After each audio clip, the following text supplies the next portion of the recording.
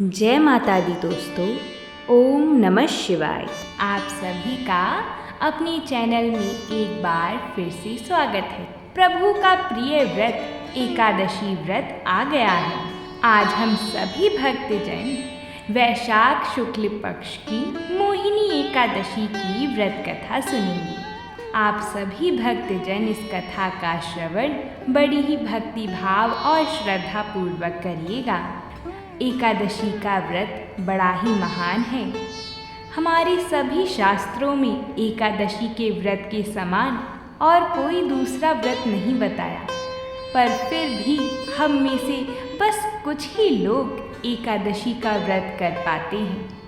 वो लोग बड़े ही धन्य हैं और उन पर प्रभु की कृपा है कि वो सभी एकादशी का व्रत पूर्ण कर पाते हैं। लोगों को लगता है कि व्रत रखने से क्या होता है, मन्नतें पूरी नहीं होती और भक्त जनों के जीवन में ही सबसे ज़्यादा संकट आते हैं। एकादशी का व्रत रखने से हम प्रभु के और करीब बढ़ जाते हैं। उनकी तरफ बढ़ने का, उनके करीब होने का ये छोटा सा प्रयास है। हम मानते हैं कि हर किसी के जीवन में अपनी अलग अलग परेशानियां हैं, जिनमें हम बड़े ही दुविधा, निराश और थके हुए से महसूस करते हैं। व्रत करने से हमारा एक विश्वास जागृत होता है। व्रत करने से हमारा मन, हमारा चित्त ये शांति की ओर बढ़ता है। जहाँ पूरे महीने हम अपने काम काजों में व्यस्त रहते हैं, वही महीनों के ये 2 दिन एकादशी व्रत के दिन ही हम भगवान को प्रसन्न करने के लिए उनकी पूजा करते हैं, उनकी कथा का श्रवण करते हैं, ताकि हमारा चित्त शांत हो सके। हमारी जो भी मनोकामनाएं हैं, जो भी असफलताएं हैं, उन सब का समाधान करने के लिए। क्योंकि आखिर हम जिंदगी से चाहते ही क्या हैं? केवल शांति, मन की शांति।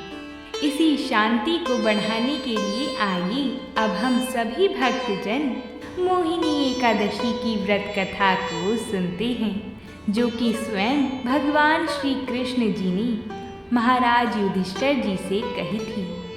तो हाथ जोड़कर सभी भगवान का ध्यान करते हुए बोलेंगे, भगवान श्री हरि की जय हो।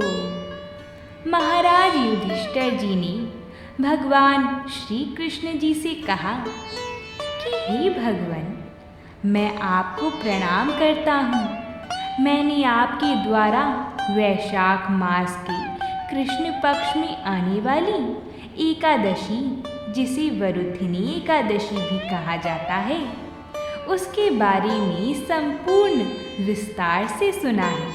किंतु आप अब मुझे वैशाख मास के शुक्ल पक्ष में आने वाली एकादशी के बारे में बताइए कि इस एकादशी का क्या नाम है, इसका व्रत करने से क्या फल प्राप्त होता है।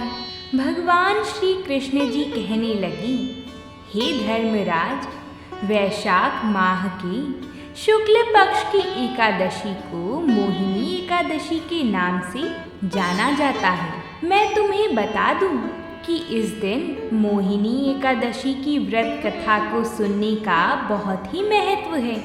इसके संदर्भ में जो कथा मैं बताने वाला हूँ, वह कथा महर्षि वशिष्ठ जी ने श्री रामचंद्र जी को सुनाई थी। राजन, आप कृपा कर ध्यान पूर्वक सुनिएगा। एक समय की बात है, भगवान श्री रामचंद्र जी ने महर्षि वशिष्ठ जी से कहा कि हे गुरुदेव, मैंने सीता जी के वियोग में कई सारे दुखों को भोगा है। अतः मुझे ऐसे व्रत के बारे में बताइए जिससे समस्त पाप और दुख नष्ट हो जाएं। इस पर महर्षि वशिष्ठ जी ने भगवान श्री राम जी से कहा, हे राम, आपके द्वारा पूछा गया प्रश्न बहुत ही अच्छा है। आपकी बुद्धि अत्यंत ही पवित्र है। आपका नाम लेने मात्र से ही भक्तों की आत्मा पवित्र हो जाती है। वैशाख माह के शुक्ल पक्ष में आने वाली एकादशी को मोहिनी एकादशी कहा जाता है। जो भी मनुष्य मोहिनी एकादशी का व्रत करता है उस मनुष्य के जीवन से समस्त दुख व पाप नष्ट हो जाते हैं। मैं अब इसकी कथा कहता हूँ, इसे तुम ध्यानपूर्वक सुनो।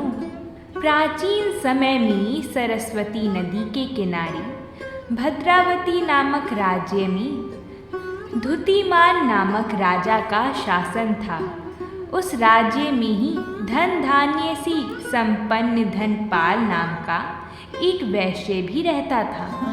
वह भगवान विष्णु जी का बहुत ही बड़ा भक्त था। उसने संपूर्ण भद्रावती नगरी में कई सारे कुएं, धर्मशाला, भोजनालय, सरोवर, प्याऊ आदि का निर्माण एवं सड़कों पर आम, नीम, जामुन इत्यादि विभिन्न प्रकार के कई पेड़ भी लगवाए थे। धनपाल के 5 पुत्र थे, सुमना, मेधावी, सद्बुद्धि, धृष्ट बुद्धि एवं सुकृति। इनमें से धृष्ट बुद्धि वाला पुत्र बहुत ही पापी था। धृष्ट बुद्धि पितरों को नहीं मानता था। इसके अलावा वह गलत संगति में रहकर जुआ खेलता, पर स्त्री का भोग विलास करता और मांस मदिरा का भी सेवन करता था।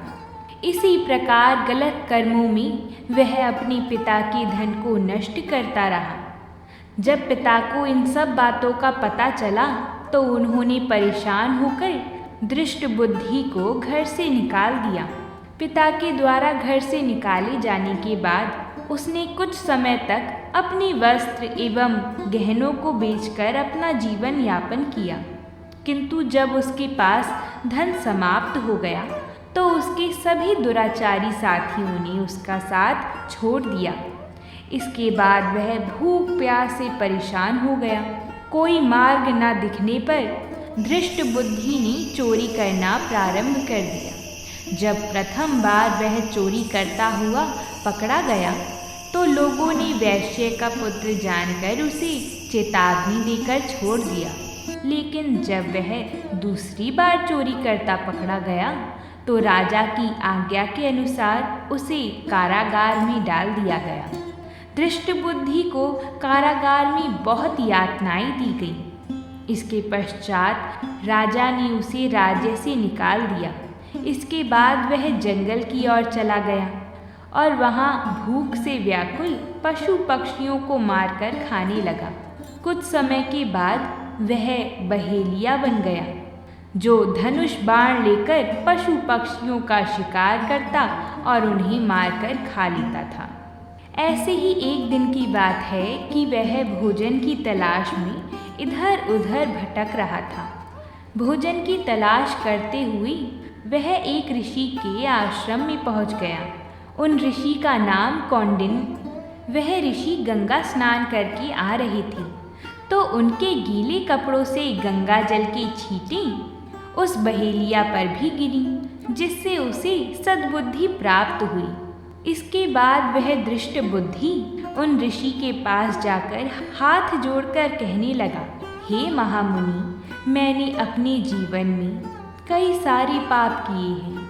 कृपया करके आप मुझे इन सभी पापों से मुक्ति पाने के लिए बिना धन का उपाय उस बहेलिया के ऐसे वचन सुनकर ऋषि उनसे प्रसन्न हुए और उन्होंने कहा कि तुम वैशाख माह के शुक्ल पक्ष में आने वाली मोहिनी एकादशी का व्रत करो। इस व्रत को करने से मनुष्य के पर्वत के समान पाप भी नष्ट हो जाते हैं। उन ऋषि के मुख से यह बात सुनकर वह बहुत ही प्रसन्न हुआ और उनके द्वारा बताई गई विधि के अनुसार उसने मोहिनी एकादशी के व्रत को किया। वशिष्ठ जी प्रभु से कहते हैं, हे राम, मोहिनी एकादशी व्रत के प्रभाव से उसके संपूर्ण पाप नष्ट हो गए और अंत में वह भगवान के गरुण जी पर बैठकर विष्णु लोक को गया। इस व्रत को करने से सभी प्रकार के मोह से छुटकारा मिलता है। इस व्रत कथा के महात्म्य को पढ़ने अथवा सुनने से 1000 गायों को दान करने के समान फल प्राप्त होता है। तो बोलिए भगवान श्री हरि की जय हो। अगर आप सभी को ये कथा अच्छी लगी है तो वीडियो को लाइक और चैनल को सब्सक्राइब ज़रूर करिएगा। प्रेम से बोलिए जय श्री कृष्णा।